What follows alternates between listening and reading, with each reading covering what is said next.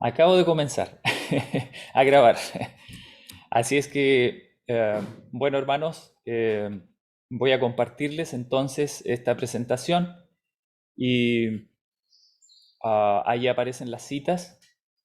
Ah, Vamos a leer una que no está presente ahí, pero está el título. Así es que si alguien después quiere contar con esa presentación, se la voy a compartir al hermano Raúl para que la comparta en el grupo de WhatsApp. Ah, Vamos a ver. Ustedes me avisan, por favor, cuando se vea bien.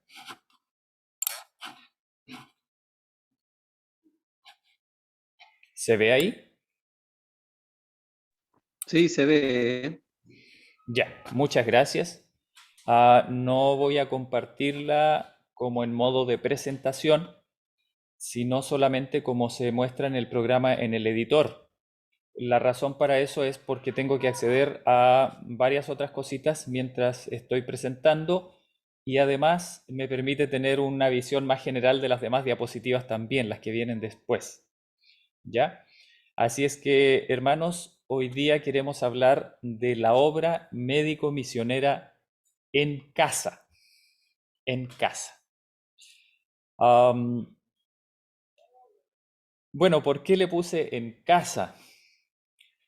Porque la verdad es que muchos de nosotros hemos pasado por la experiencia de, al enfrentarnos a esta realidad, a este llamado que Dios nos hace, am, inmediatamente ponemos la mente en algún tipo de ministerio que está fuera de nuestro hogar, alguna obra a la cual tenemos que acudir, algo que está fuera de nuestro alcance.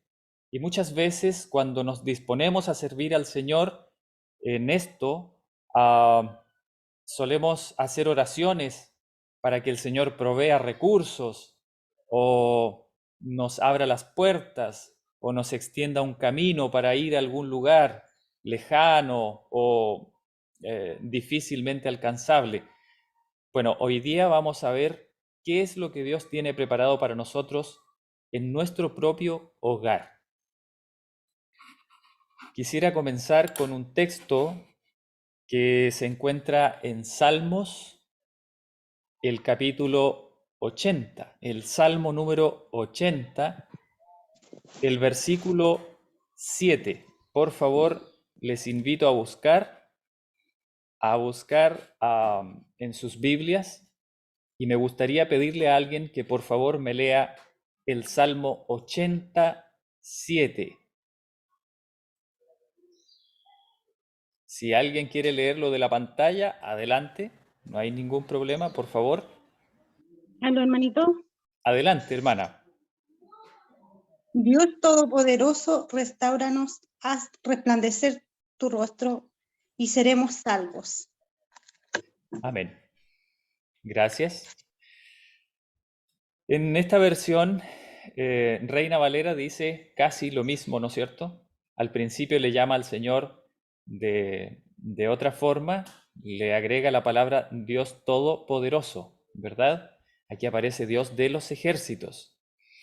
Lo importante aquí es que habla de restauración y habla de salvación, pero según el salmista, ¿cómo el Señor nos ha de restaurar? ¿Cómo el Señor nos ha de salvar? ¿Cómo? Miren qué interesante. Dice, haz resplandecer tu rostro. ¿Cuándo resplandece el rostro de Dios? ¿Cuándo resplandece su rostro? ¿Alguien tiene una idea de en qué momento resplandece el rostro de Dios? Hermanos, el único momento que yo recuerdo en que la Biblia habla de resplandecer el rostro de alguien, bueno, son dos momentos. son dos momentos. El primero de ellos es el momento en que a Moisés le brilló el rostro. ¿Se acuerdan? ¿Se acuerdan de eso? Sí, A Moisés le brilló el rostro cuando, después de haber estado hablando con Dios en el monte durante 40 días. ¿Recuerdan eso? Ahora, el Señor hace resplandecer su rostro a través de Jesús también. Hay un verso muy bonito en la Biblia en donde dice que nosotros somos transformados de gloria en gloria a través de la contemplación de la gloria de Dios en la faz de Jesucristo. Cuando dice la faz de Jesucristo, se refiere a su rostro. Y hace un tiempo atrás, también con los hermanos tuvimos la oportunidad de estudiar un día jueves de noche acerca del santuario, ¿se acuerdan? Y hablamos del lugar santo. Bueno, allí vimos que había una mesa, la conocida mesa de los panes de la proposición, y estudiamos en qué consistían esos panes o esa palabra proposición, qué significaba. Y vimos que significaba literalmente los panes de la faz o del rostro. ¿Ok? Ahora, llegábamos a la conclusión de que obviamente esa mesa era algo así como una exposición simbólica de la faz o del rostro de Jesucristo. Y las personas que ingresan por la fe al santuario del Señor no hacen otra cosa sino contemplar aquello que se expone en esa mesa. Es alumbrado por la lámpara de los 7 brazos, el candelabro de los 7 brazos, que alumbran directamente sobre esa mesa y nos muestran un rostro, nos muestran una faz. Esa faz que nos muestran es la faz de Jesucristo. A través del rostro de Jesucristo, nosotros podemos ser restaurados, podemos ser salvos contemplando su rostro. Ahora, yo quisiera hacerles esta pregunta. ¿Qué es la salud en la Biblia? Porque hoy día vamos a hablar de salud. ¿Qué es en la Biblia la salud? Bueno, yo recuerdo hace un tiempo atrás haber escuchado de un pastor y explicaba algo muy interesante que sucede en el idioma hebreo. En el idioma hebreo se utilizan distintas palabras para referirse tanto a salud como a la sanidad, ¿no es cierto? Y también a la salvación. Entre los hebreos, la palabra salud y salvación son casi intercambiables, no casi, se intercambian en muchas ocasiones. Los judíos de la antigüedad no hacían una separación entre la salud física y la salvación espiritual. Para ellos era una misma cosa. Es decir, no se concebía la idea de que una persona estuviese sana físicamente y sin embargo perdida espiritualmente. Eso para un judío no era salud, no era sanidad. La persona está enferma, ya sea en su espíritu o en su cuerpo o en su mente. Es una sola cosa. Por lo tanto, sea donde sea que esté, digámoslo así, el problema visible, en realidad es toda la persona la que está enferma o es toda la persona la que está sana. Por lo tanto, en la Biblia, cuando nosotros leemos la palabra salvación, tenemos todo el derecho a pensar que allí Dios también nos está hablando de salud. Salud en todo sentido. Vamos a ver, por ejemplo, en ese versículo que acabamos de leer, en Salmos 87, la palabra que se traduce como salvo o salvos es la palabra yasha del hebreo. es una raíz primaria, dice ahí en el diccionario Strong, que propiamente dice que significa estar abierto, ancho o libre, pero por implicación significa estar seguro, o sea, en una posición de relajo, ¿no es cierto? Nadie está relajado cuando está inseguro. Y dice, eh, causativamente también significa liberar o socorrer. Por lo tanto, amparar, ayuda, ayudar, conservar, dar, defender, favorecer, guardar, libertar, librar, rescatar, salvar, salvador, salvación. Todo esto está dentro del campo semántico de la raíz yasha y se utiliza también en un sentido de salud, de que una persona sea restaurada de una enfermedad. Para los hebreos, ser restaurado de una enfermedad era ser salvo, era salvarse, ¿ya? Y nosotros podemos ver eso en la historia del Señor Jesucristo. El Señor Jesucristo realizaba un trabajo conjunto de salvación y sanación. No existía para Cristo una sanación física sin una salvación. Lo podemos ver, por ejemplo, en el ejemplo, valga la redundancia, de el paralítico, ese que hicieron descender desde el techo de la casa de Pedro, ¿se acuerdan? Cuando el Señor va y lo primero que hace es decirle al paralítico, tus pecados te son perdonados. Y luego, como vio que todos los que estaban presentes estaban preguntando, ¿y quién es este que cree que tiene derecho de perdonar pecados? El Señor Jesucristo va y para demostrar que su obra era verdadera, que su perdón era verdadero, entonces, como símbolo externo de su obra realizada, de su obra de salvación, entonces va y le da la restauración física al paralítico. Vamos a ver otro ejemplo que se encuentra en Malaquías 4:2 y me gustaría pedirle a otra persona más que lo lea, si es posible, para que sea una versión más utilizada en general. Si alguien tiene una Reina Valera, por favor, si me ayude a leerla. Malaquías Eh, 4:2. Malaquías 4:2 dice así la palabra del Señor. Mas para vosotros, los que teméis mi nombre, nacerá el sol de justicia, y en sus alas traerá salvación, y saldréis y saltaréis como becerros de la manada. Amén. Amén. Gracias, hermano. Bueno, hermanos, aquí podemos ver que en este texto muy conocido de nosotros, muy hermoso por lo demás, se nos habla de ese sol de justicia que representa a nuestro Señor Jesucristo. Y dice que en sus alas traerá salvación.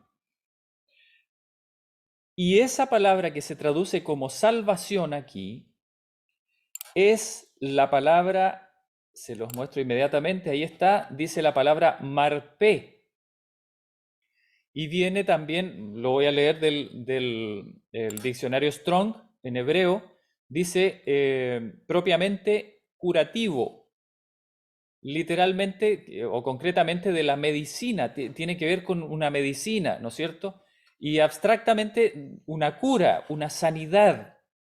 Hay una liberación, una placidez, apacible. ¿Se acuerdan que el otro hablaba acerca de estar extendido, ensanchado, algo así? Aquí también se habla de placidez, o sea, es la misma idea. Una persona que está en plenitud, que no está preocupada por algún problema propio.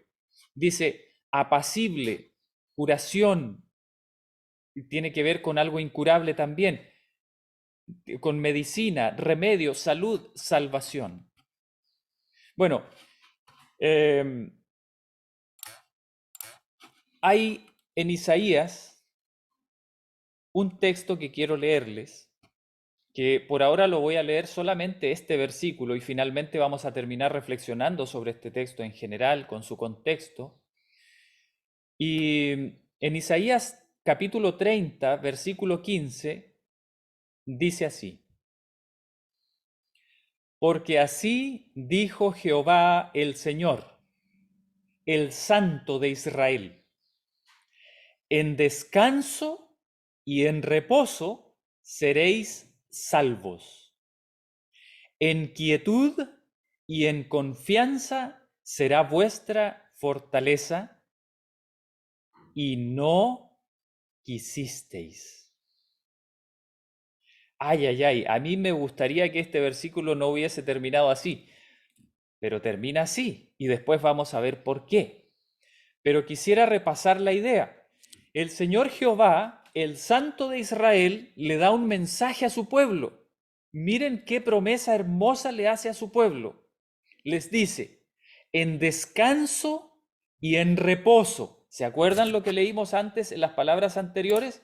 Por ejemplo, cuando yo les leí acerca de Yashá o de Yasha, decía estar seguro, abierto, ancho o libre, o sea, alguien que está tendido, ¿no es cierto? Está en paz, alguien que no está asustado por nada, no está preocupado por nada. Eso es lo que significa literalmente, ¿ya? La otra palabra que se usaba, que vimos, que era marpé, también tiene la misma connotación, algo apacible, algo que es medicinal, algo que trae salud, que trae salvación. Es algo que es plácido, que es placentero, algo que trae, por así decirlo, alivio, ¿ya? Y entonces el Señor Jesús ahora nos da una promesa y nos dice en descanso y en reposo. Es la misma idea. En descanso y en reposo seréis salvos. En quietud y en confianza. Está todo dentro de la misma idea. Será vuestra fortaleza. El Señor no le está diciendo a su pueblo que van a tener que hacer alguna cosa penosa, que van a tener que realizar grandes sacrificios, grandes esfuerzos, que van a tener que subir a una cumbre a buscar un remedio especial, o que van a tener que viajar lejos a buscar a un doctor especialista, o que van a tener que preparar unas recetas sumamente difíciles y caras con una extrema exactitud para poder alcanzar su salvación. El Señor les está diciendo en descanso, en reposo, en confianza será vuestra fortaleza. Pero ¿qué dice al final? Dice, y no quisisteis. Bueno, vamos a seguir. Al final vamos a volver a ese texto. No lo pierdan, por favor. Al final vamos a volver a ese texto, Isaías 30. Y quisiera leerles ahora un texto que es de nuestra hermana White, que se encuentra en el libro Joyas de los Testimonios, en el tomo 2. Son las páginas 142 y 143. Las responsabilidades del médico, ¿ya? Las responsabilidades del médico. Lo voy a leer rápidamente. Estos textos son bastante conocidos. Ustedes se van a dar cuenta. Mire lo que dice. El principio de la sabiduría es el temor de Jehová. Los profesionales, cualquiera que sea su vocación, necesitan sabiduría divina. Miren qué interesante, la hermana White lo pone como lo principal, ¿no es cierto? Lo principal que necesita cualquier profesional en su área, que es conocimiento, expertise, grandes dones. ¿Qué es lo que necesita un profesional en primer lugar? Sabiduría divina. Pero el médico necesita especialmente esa sabiduría para tratar con toda clase de mentes y enfermedades. Ocupa un puesto de responsabilidad aún mayor que la del ministro del Evangelio. Está llamado a ser colaborador con Cristo y necesita sólidos principios religiosos y una firme relación con el Dios de la sabiduría. Miren qué interesante. Uno podría esperar que la hermana White diga, necesita una sólida formación fisiológica. Necesita haber estudiado varios años de farmacología. Necesita manejar al dedillo los remedios naturales, las plantas, poder realizar un sinnúmero de tratamientos. Pero ¿qué dice aquí?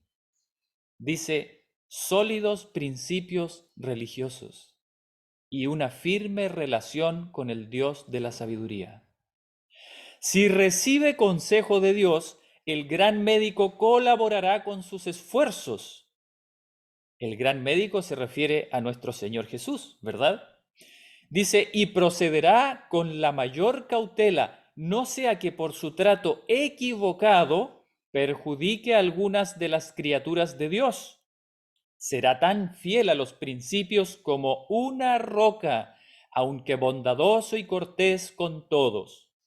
Sentirá la responsabilidad de su cargo y su práctica de la medicina indicará que le mueven motivos puros y abnegados, y un deseo de adornar la doctrina de Cristo en todas las cosas.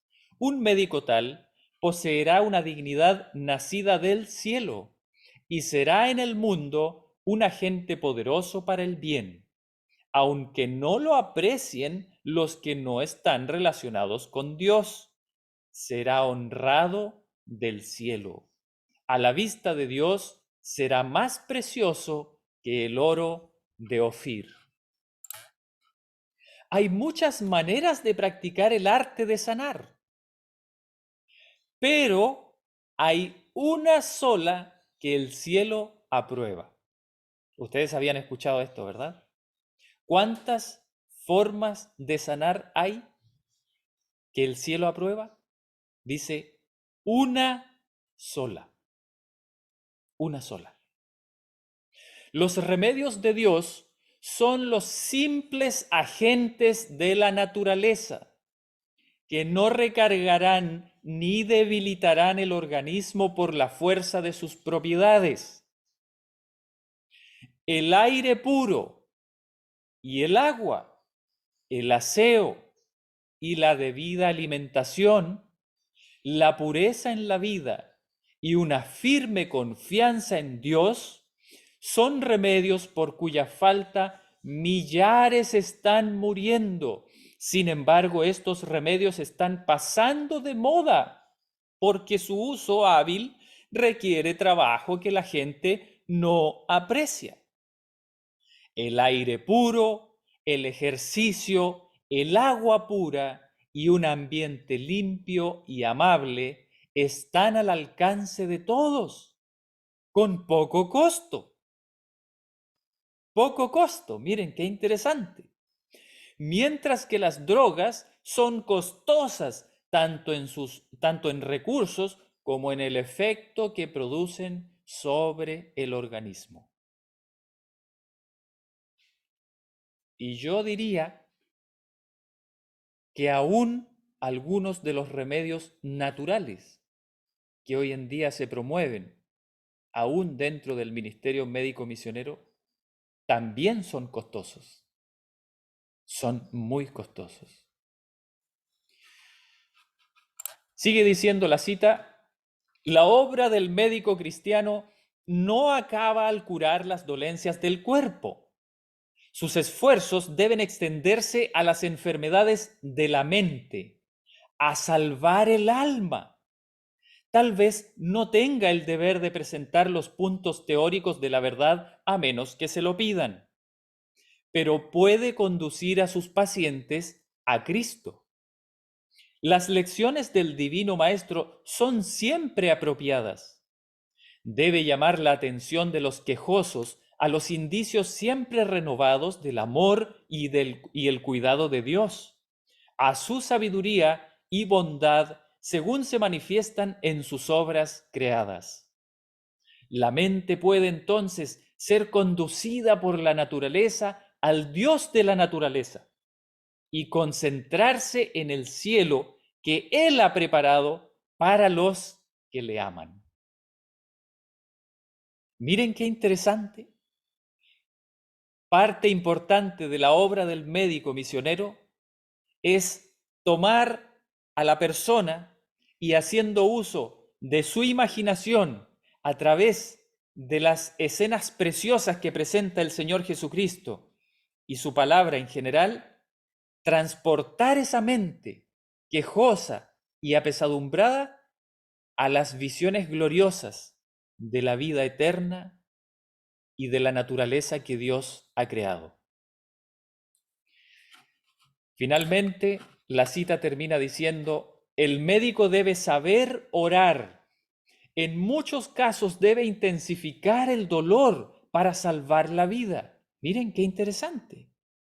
El médico no es llamado siempre a aliviar el dolor. A veces debe intensificarse ese dolor para salvar la vida. Y sea el paciente cristiano o no, siente mayor seguridad si sabe que su médico teme a Dios.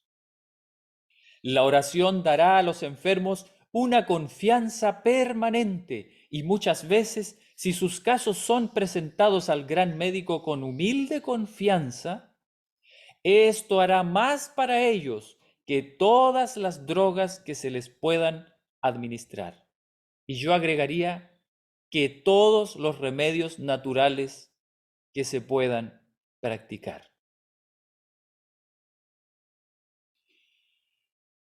Alguien tal vez podría decir: hermano, ¿pero qué tiene usted con los remedios naturales? No, que no se malentienda. Yo no estoy hablando en contra de los remedios naturales. Después vamos a entender por qué estoy diciendo eso. Bueno, esto se encontraba entonces, para que quede constancia, Joyas de los Testimonios, el capítulo, el segundo libro, las páginas 142 y 143, bajo el capítulo Las responsabilidades del médico. Quisiera, hermanos, ahora llevarlos a leer el texto que leyó, que presentó nuestro hermano Raúl, que se encuentra también en Joyas de los Testimonios, pero en el tomo 3, las páginas 102 y 103. Lo voy a leer esta vez de la página que tengo abierta de internet, y voy a dejar para ello de compartir la pantalla para que puedan también ver el texto en el navegador. Por favor, espérenme un momento. Aquí está.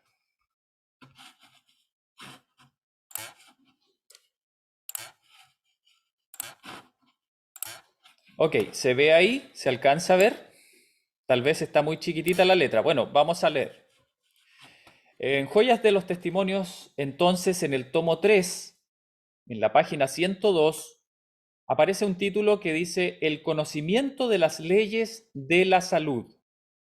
Dice así: hemos llegado a un tiempo en el cual cada miembro de la Iglesia debe hacer obra misionera médica. Este mundo se parece a un hospital lleno de víctimas de enfermedades físicas y espirituales. Por todas partes hay gente que muere por carecer del conocimiento de las verdades que nos han sido confiadas. A ver, ¿por qué muere la gente? ¿Por qué muere la gente? ¿Por falta de medicinas? ¿Porque tienen algún problema hereditario? ¿Porque tienen una enfermedad genética? Dice: muere por carecer del conocimiento de las verdades que nos han sido confiadas. Y la verdad es que yo dudo que se refiera solamente a las verdades en torno a la reforma pro salud. Yo creo que también se refiere a las verdades espirituales. Dice: los que han sido alumbrados por la verdad deben ser portaluces para el mundo. En el tiempo actual, ocultar nuestra luz sería una gravísima falta. El mensaje que Dios dirige a su pueblo hoy es este: levántate, resplandece, que ha venido tu lumbre, la gloria de Jehová ha nacido sobre ti. ¿Recuerdan el versículo con el que comenzamos? Después lo vamos a leer otra vez. Levántate, resplandece. ¿Se acuerdan que decía que el rostro de Dios debía resplandecer sobre nosotros? Y entonces traería salud. Dice, por todas partes se ven personas que han tenido mucha luz y conocimiento elegir voluntariamente el mal antes que el bien. No tratan de reformarse y empeoran de día en día, mas los hijos de Dios no deben vivir en las tinieblas. Como reformadores, deben andar en la luz. Deben andar en la luz. La obra médico-misionera abrirá muchas puertas delante del verdadero reformador.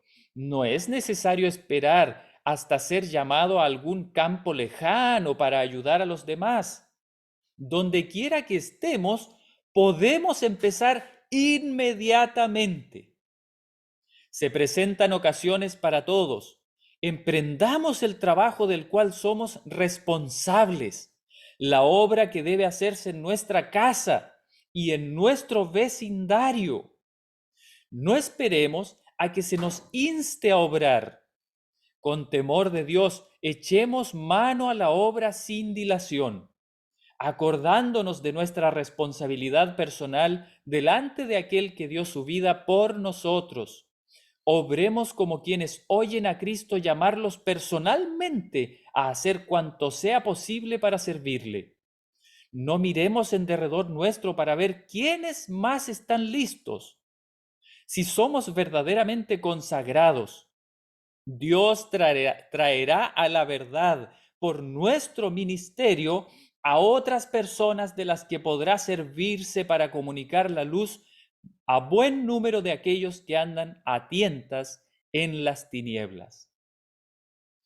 Todos pueden hacer algo. Algunos dirán, tratando de disculparse, ay, mis deberes domésticos y mis hijos exigen todo mi tiempo y todos mis recursos. Padres, vuestros hijos pueden ser para vosotros una ayuda que acreciente vuestras fuerzas y capacidades de trabajar para el maestro. Los niños son los miembros más jóvenes de la familia del Señor. Deben ser inducidos a consagrarse a Dios, a quien pertenecen por derecho de creación y de redención. Se les debe enseñar que todas sus energías del espíritu, del cuerpo y del alma pertenecen al Señor. Hay que enseñarles a servir en diferentes actividades útiles y desinteresadas. No permitáis que vuestros hijos sean impedimentos. Ellos deben compartir con vosotros vuestras cargas espirituales, así como las materiales. Al ayudar a otros, ellos acrecientan su propia felicidad y utilidad. Por tanto, si alguien por ahí piensa que no puede servirle al Señor más porque está educando a sus hijos, porque tiene que pagarles la universidad o el colegio, o ahora, qué sé yo, el programa este de homeschool que imparte la Iglesia Adventista. ¿Qué nos dice el Señor a través del espíritu de profecía? Nosotros deberíamos incluir a nuestros hijos en el servicio a los demás. Bueno, hermanos, yo quisiera volver al texto que leímos al principio. Pero antes de ir a Isaías 30 otra vez, me gustaría volver al primero de todos, donde dice en el Salmo 87, oh Dios de los ejércitos, restáuranos. Haz resplandecer tu rostro y seremos salvos. Cuando el rostro de Dios resplandece, hay salvación. Pero yo les pregunto, ¿en quién resplandece el rostro de Dios? Miren, no lo puse aquí, pero se me acaba de producir la conexión entre lo que estamos hablando y este texto. Lo voy a buscar rápidamente. Lo voy a buscar rápidamente para que ustedes vean qué maravilloso es lo que el Señor nos está diciendo aquí. A ver, voy entonces a la Biblia y voy a escribir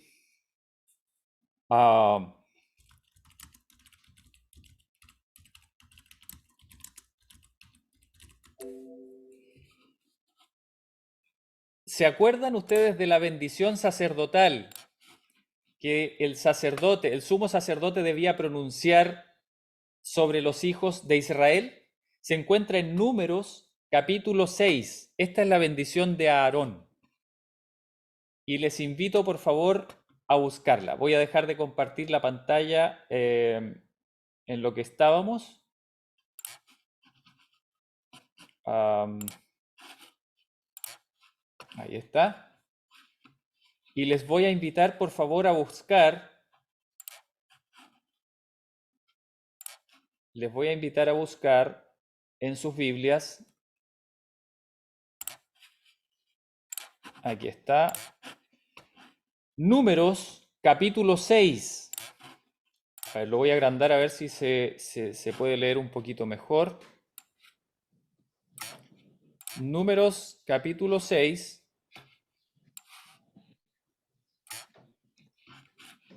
Versículos 22 en adelante. Miren lo que dice. Dice, Jehová habló a Moisés diciendo, habla a Aarón y a sus hijos y diles, así bendeciréis a los hijos de Israel diciéndoles, miren la bendición, Jehová te bendiga y te guarde, Jehová haga resplandecer su rostro sobre ti y tenga de ti misericordia. Jehová alce sobre ti su rostro y ponga en ti paz. Y pondrán mi nombre sobre los hijos de Israel y yo los bendeciré. Miren, hermanos, qué hermoso texto. Yo verdaderamente no había hecho esa conexión hasta que ahora estaba leyendo eso. Hermanos, miren, vamos a volver a la presentación. Vamos a volver a la presentación, porque quiero que ustedes mismos hagan esa conexión muy fuerte y que no se rompa. Miren lo que dice. Dice, oh Dios de los ejércitos, restáuranos, haz resplandecer tu rostro y seremos salvos. ¿Sobre quién quiere Dios hacer resplandecer su rostro?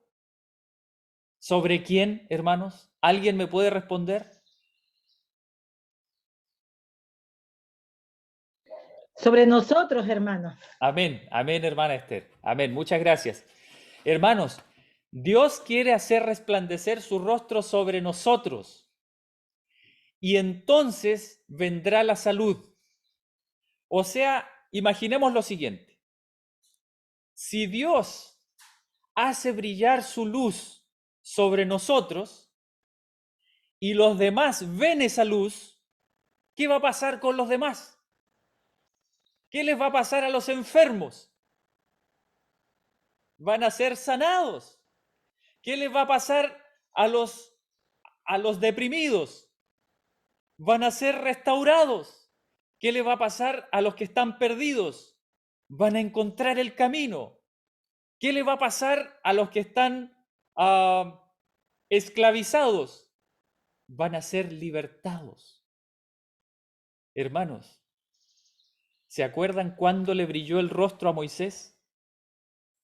A Moisés le brilló el rostro cuando estuvo con Dios cara a cara en el monte.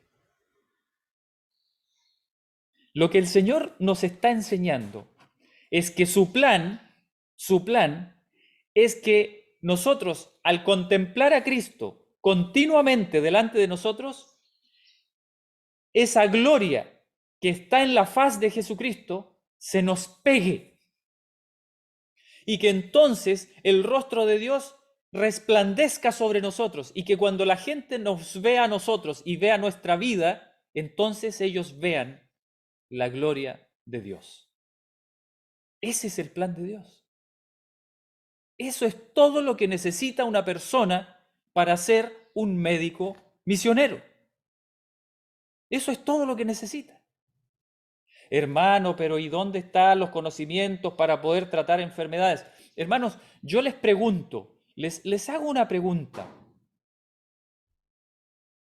¿Por qué nosotros necesitamos estudiar tantas cosas para poder tratar a los enfermos? ¿Por qué tenemos que ir y buscar en libros de medicina para poder diagnosticar una enfermedad? ¿No sería posible que nosotros, con fe y confianza en nuestro Señor, nos arrodillásemos frente al enfermo y le preguntásemos al Señor, Señor, ¿qué es lo que este enfermo necesita para ser sanado? Y que el Señor nos dijera, así como se lo dijo al profeta en su momento, mientras estaba frente al rey enfermo de sus pies, y le dijo el Señor, mira, haz que le hagan una torta de higos y se lo pongan en la herida, y se va a sanar.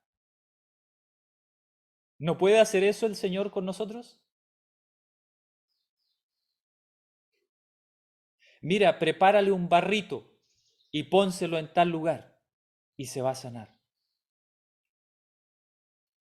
O tal vez el Señor podría decirnos a través de su Santo Espíritu, mira, este enfermo tiene un pecado acariciado, invítalo a entregarle sus pecados, a entregarme sus pecados para que yo me pueda hacer cargo de ellos y pueda sanarle y pueda salvarle. ¿Podría ser? Y si alguien necesita conocimiento, expertise para tratar muchas cosas distintas, hermanos, Dios no puede darnos a nosotros la sabiduría necesaria, la agilidad mental y la disposición para estudiar y aprender en poco tiempo lo que a otras personas les lleva muchos años aprender. ¿Acaso no es cierto que el Señor le entregó a nuestra hermana White una luz que estaba cientos de años adelantada a los conocimientos actuales de la medicina? Y todavía los médicos no llegan al pleno conocimiento de esa luz. Hermanos, quisiera yo llevarles entonces finalmente a este texto que se encuentra en Isaías capítulo 30, pero ahora ya no vamos a leer solamente el versículo 15. Vamos a leer todo el contexto. Vamos a ir entonces a Isaías. Vamos a ir a Isaías.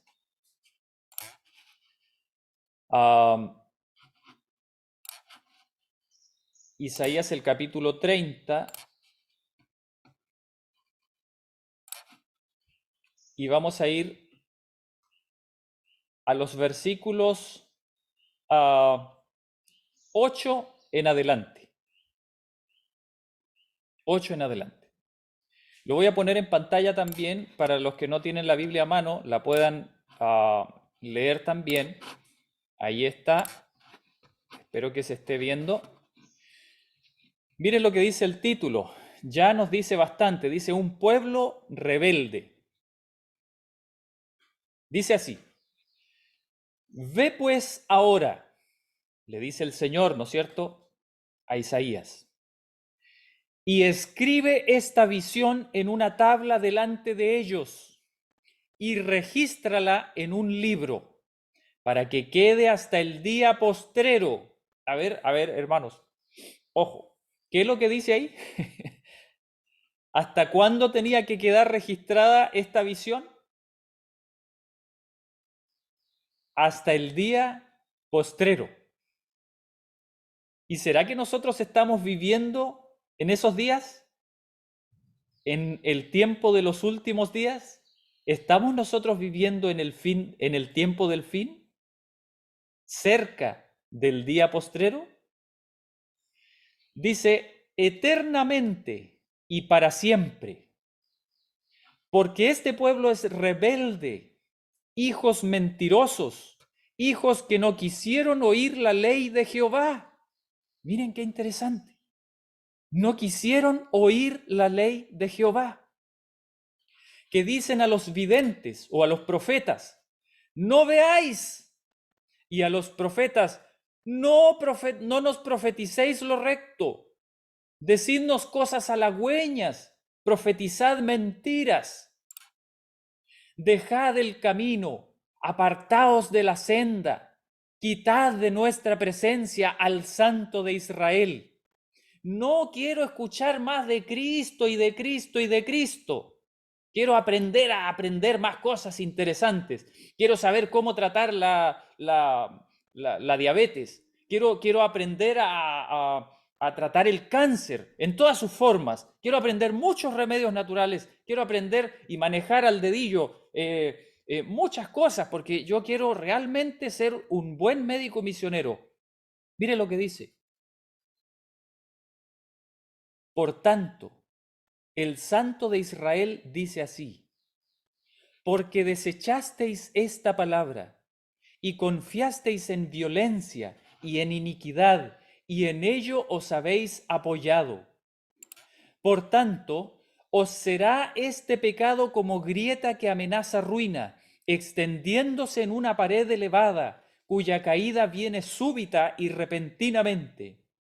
Y se quebrará como se quiebra un vaso de alfarero, que sin misericordia lo hacen pedazos, tanto que entre los pedazos no se halla tiesto para traer fuego del hogar o para sacar agua del pozo.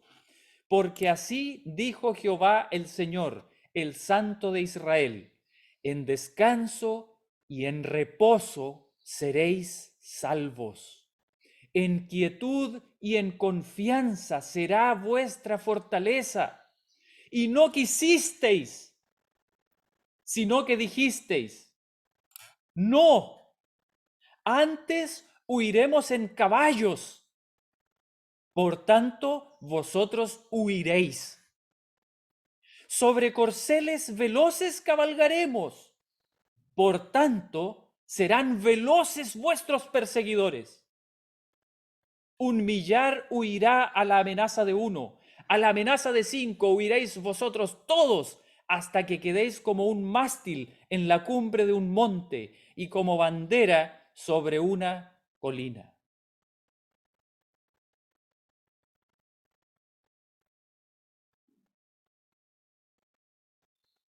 Hermanos, el Señor no quiere que nosotros hagamos su obra con nuestros propios recursos. El Señor quiere que sí pongamos todo lo que está en nuestras manos a su servicio, a su disposición. Pero el Señor no quiere que dependamos de nuestros recursos. El Señor quiere que dependamos de sus recursos. El Señor nos dice, anda, vive la vida que yo quiero que vivas, refleja mi carácter y serán sanos los que te vean, los que vivan junto a ti.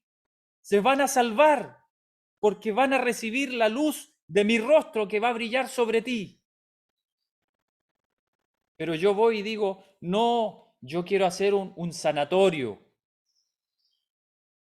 Voy a unirme con este hermano y con esta otra y con este y con este y con este y vamos a construir un sanatorio, vamos a buscar recursos y vamos a traer médicos que sean preparados y que sean misioneros, sí, que sean adventistas, que conozcan el mensaje pro salud, pero que sean médicos y que estén bien preparados y que conozcan muy bien la ciencia también.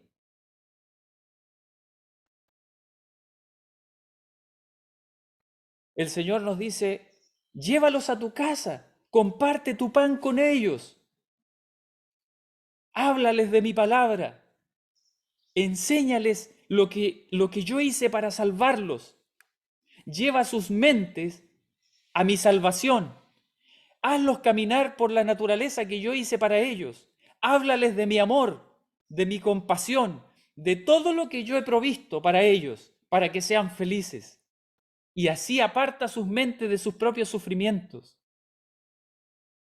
Y yo le digo al Señor, no, Señor, yo quiero tener una piscina caliente y quiero tener un baño termal con una piscina con barro. Y quiero traer un barro especial de allá de la cordillera que tiene muchos minerales y que es muy curativo eso y que los científicos lo han estudiado y es maravilloso. Y quiero tener también un sauna y quiero tener una instalación con baños y cosas que, Señor, necesito recursos, por favor, concédeme los recursos. Y el Señor nos dice, bueno, ¿quieres hacerlo de una manera más difícil? Está bien, inténtalo. Inténtalo. Hermanos, yo no quiero que se malentienda esto. Yo creo que el Señor a todos nos ha dado una amplitud de mente. No estoy yo condenando, no estoy tratando de condenar los esfuerzos que hacen nuestros hermanos al tratar con los enfermos con mayor tecnología y con mayor conocimiento, por así decirlo.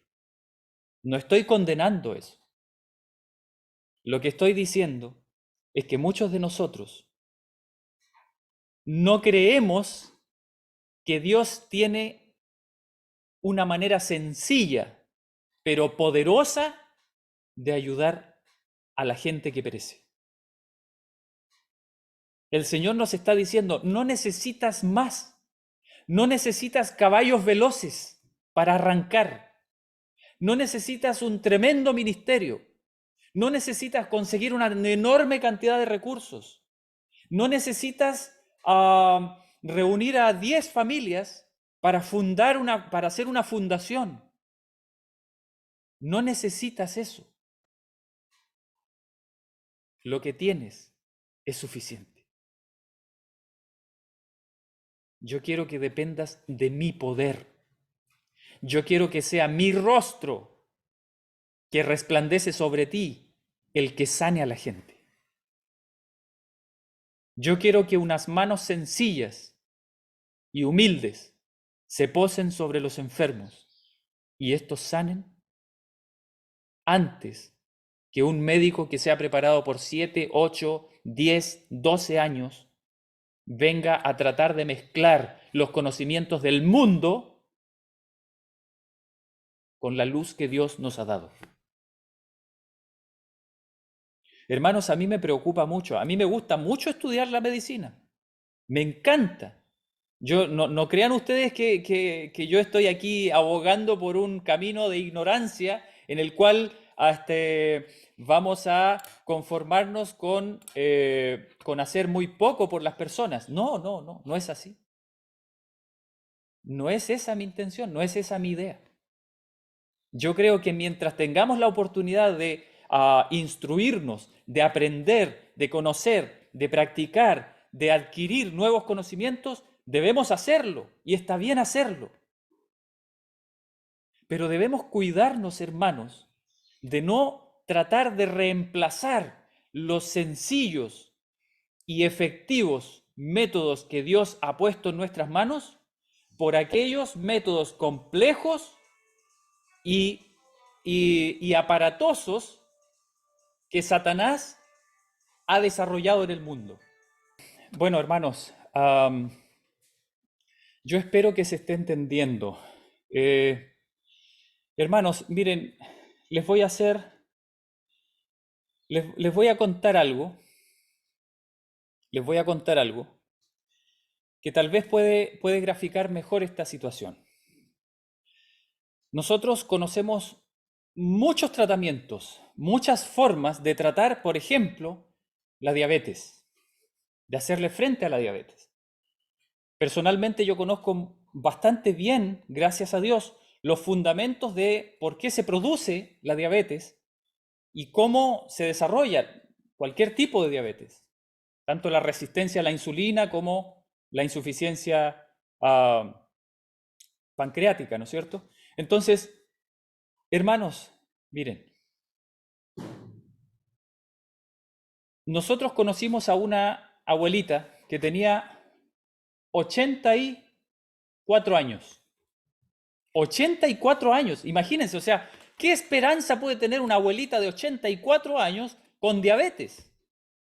O sea, uno por último dice, ya vamos a orar por ella para que descanse en paz, ¿no es cierto? Y que no sufra tanto. Pero la verdad es que nosotros con mi esposa nos mirábamos, ella era solita, no tenía nadie que le ayudara cerca, y era una abuelita tan agradable, nosotros nos dolía el alma realmente de verla sufrir por eso. Ya tenía dañado sus riñones y estaba a punto a ver, había uno que casi no funcionaba y el otro estaba casi por bajar al nivel de que ya tampoco iba a funcionar y por lo tanto iban a comenzar a hacerle diálisis.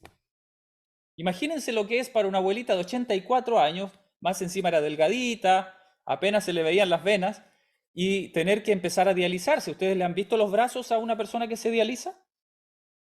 Es terrible, ¿ya? Entonces, nosotros con mi esposa dijimos, ¿qué vamos a hacer? ¿Qué podemos hacer? Y comenzamos a orar y le pedimos ayuda al Señor.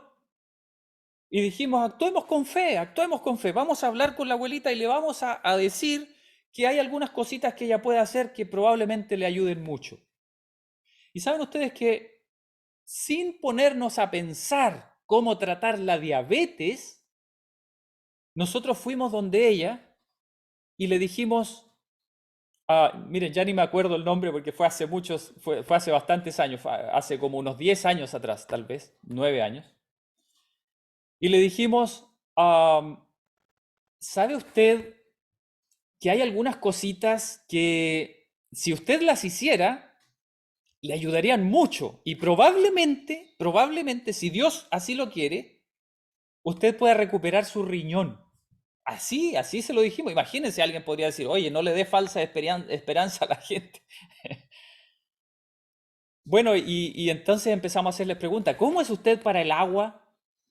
Y ella nos dijo, bueno, no soy muy buena para el agua, pero tomo bastante té y no sé si café. Entonces nosotros le dijimos, ya, toma té y café. Ok, ¿y usted se atrevería a tomar más agua durante el día? Si nosotros le dijéramos que eso le va a ayudar mucho. Sí, dijo, yo creo que sí. Y entonces empezamos a hablarle acerca de que el té y el café en realidad eran cosas que eran dañinas para su cuerpo y le hacían muy mal y que nos gustaría que probara por un tiempo para ver cómo se siente, dejar a un lado eso y empezar a tomar agua sola, agua pura de la llave, ¿ya? No era la mejor agua, pero era la que ella tenía a su disposición. Así es que con fe oramos a Dios y le dejamos una botellita que ella tenía que tomarse 2 o 3 botellas de esas de medio litro durante el día. No le podíamos pedir los 2 litros de agua a la señora, nunca había tomado agua en su vida. Entonces, bueno, empezamos de a poquito. Al principio parece que se lograba tomar una durante el día. Y después fue aumentando un poco más. Y nosotros la visitábamos constantemente.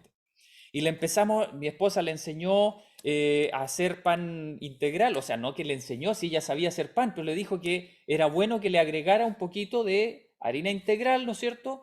De harinilla y cosas así, y que así el pan tuviese algo más de fibra y que dejase de usar manteca, porque a ella le gustaba usar manteca. Entonces que solamente le echara un poquito de aceite o si no lo hiciese así solamente. Y ella empezó a hacerlo. Y le dijimos que sería bueno que dejara por un tiempo también la mantequilla, que le encantaba, que dejara las carnes rojas y que ojalá ninguna carne, pero si no podía aguantarse ya por último que siguiera comiendo pollo cocido, solamente pollo cocido, sin frituras, sin nada de eso. Y no recuerdo bien cuáles otras cosas más le recomendamos, Pero increíblemente la señora salió súper obediente. Y saben ustedes que comenzó a hacer todas estas cosas y hasta nos hacía pan extra y nos regalaba a nosotros. Tomen, mijito, para que prueben porque me salió bastante rico y todo. Y ahí nosotros comíamos el pan de ella también. Y saben ustedes que le dijeron en el doctor que le iban a hacer un examen para ver cómo estaba su riñón y dependiendo de ese examen, entonces ella iba a comenzar a dializarse o no todavía, ¿ya?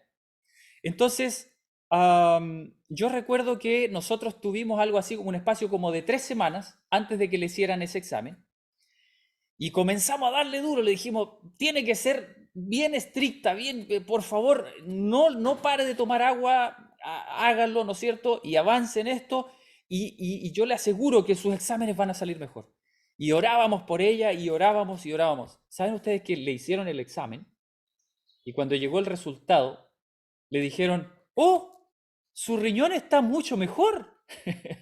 No vamos a tener que comenzar con diálisis y vamos a esperar un poco de tiempo más. Y si sigue así, probablemente no tenga usted que entrar a dializarse nunca. ¿Saben ustedes que nosotros nos mirábamos con mi esposa y decíamos, oye, ni siquiera le dimos, qué sé yo, leche de alpiste, ni ninguna cosa extraña, rara, porque, oiga, ¿qué le va a pedir usted a una abuelita de 84 años? Que empiece a comprar esto, que lo otro, que se lo tome aquí, que se lo tome acá, que se haga un batido de esto, que aquí. No puede hacerlo. Entonces, cosas sencillas, lo que estaba en la mano. ¿Por qué? Porque es el poder de Dios el que sana a la gente. No son nuestros remedios, no son nuestros tratamientos. Si el Señor lo único que busca es restaurar la relación de la persona con las leyes que Él ha instaurado en la naturaleza para nuestra felicidad. Él quiere que el ser humano sea llevado de la rebeldía contra su ley a la obediencia a las leyes de nuestro Creador. Eso es lo que Dios quiere. Y eso es lo que la Biblia le llama restauración, salvación, sanación. En la Biblia, la salvación incluye no solamente que a ti te perdonen y te digan, está bien, ya no te voy a hacer pagar por tus pecados, sino que también de ahora en adelante tu vida sea plena, sea feliz, disfrutes de las facultades que Dios te dio, que dejes de violar esa ley que tanto sufrimiento te produce violarla. Eso es la sanación. Eso es la verdadera sanación de Dios. Eso que nosotros le llamamos los 8 remedios naturales, en realidad no son remedios, hermanos. No son remedios. En realidad son los elementos que Dios puso en la naturaleza para nutrir y mantener nuestro cuerpo. Y como nosotros hemos violado esas leyes de Dios, nosotros hemos violado esos principios, entonces nos enfermamos. Y la hermana White lo presenta como la medicina que Dios elige, que no es otra cosa que llevar a las personas de vuelta al plan original de Dios. Y eso es todo lo que Dios nos pide. Nada más. Enseñarle a la gente a vivir de acuerdo a las leyes de nuestro Creador, no dependiendo de ellos, y por eso es que Cristo debe brillar sobre nosotros. Si Cristo no brilla sobre nosotros, la gente no va a verse invitada a seguir esa luz. Si Cristo no vive en nosotros, no tenemos cómo ser médicos misioneros. No importa cuánto de fisiología sepamos, no importa. Hermanos míos, yo quisiera invitarles a que hagan del Señor Jesucristo su único medio para sanar a los enfermos. Cuidado, yo no estoy diciendo que dejen de aplicar hidroterapia, que dejen de aprender el uso del barro, de las hierbas medicinales, de enseñar el buen descanso. No, hermanos, me refiero a que Cristo sea lo que verdaderamente ordene todo lo que hacemos. Y si es lo único que podemos entregarle a la gente, con eso basta. Con eso basta. Hermanos, estamos viviendo un tiempo muy, muy difícil. Y no me gustaría usar la palabra porque se hace complicado subirlo después a internet. Pero ustedes saben a qué me refiero. Se nos está obligando prácticamente hoy en día a todos a hacer algo que muchos de nosotros creemos que no es correcto. Y si no, nos vamos a ver prácticamente encerrados donde estamos, incapacitados de movernos de un lado a otro. Y la verdad es que el otro día tuve una situación bien interesante. Tuve que ir a una reunión de INDAP, en donde nos habló el Ceremi de Agricultura de nuestra región. Y él comenzó su discurso de esta manera. Lo parafraseo. Él dijo algo así como: gracias a nuestro gobierno, ellos tienen, ¿no es cierto?, la necesidad de siempre dejar bien al gobierno. Gracias a nuestro gobierno, hoy en día ya la mayoría de las personas han recibido esto, ¿no es cierto? Ustedes saben a lo que me refiero. Y gracias a eso nuestra economía se está recuperando y estamos saliendo adelante de esto, de este problema que estamos viviendo. Y con responsabilidad, dijo él, y supongo, dijo, y nos miró fijamente a todos, y supongo que aquí ya todos lo han hecho, ¿verdad? ¿O no es así? Y ni siquiera se rió mucho, o sea, es como que quería dejar bien claro que era algo muy irresponsable no hacerlo. Saben, hermanos, en ese momento me pregunté, ¿será que es la voluntad de Dios que yo levante mi mano y diga delante de todas estas personas: no, yo no lo hice? Yo sé que tal vez se podría pensar, no, pero hermano, no era el momento, ¿no es cierto? No, no, no puede ser. Hermanos, tengo que confesarles lo siguiente. Yo creo que nosotros no estamos brillando. Nosotros como adventistas, como hijos de Dios, hemos perdido nuestra luz. Y alguien me dirá, hermano, pero ¿cómo que la hemos perdido? Usted acaba de leer y tenemos mucha luz. Hermanos, la tenemos en la mente, en el intelecto. Tenemos la información, pero no estamos brillando. El mundo no nos conoce por lo que somos, porque tal vez ni lo somos. Si nosotros hubiésemos agarrado sencilla y humildemente el camino que Dios nos puso por delante desde un principio, yo estoy seguro que nosotros estaríamos en el centro del huracán. Y todo el mundo estaría hablando de los adventistas del séptimo día y del mensaje que ellos presentan. Pero nosotros no lo estamos viviendo. ¿Y por qué no lo estamos viviendo? Tal vez porque estamos esperando a tener un sanatorio, tal vez porque estamos esperando a tener infraestructura, tal vez porque creemos que tenemos que contar con médicos profesionales, con enfermeras, enfermeros, para hacer la obra de Dios. Tal vez es por eso. Hermanos, yo les invito a postrarse en oración ante Dios y a preguntarle por dónde parto, desde mañana mismo o desde hoy día mismo. ¿Por dónde parto, Señor? Yo quiero servirte. Quiero tener una experiencia,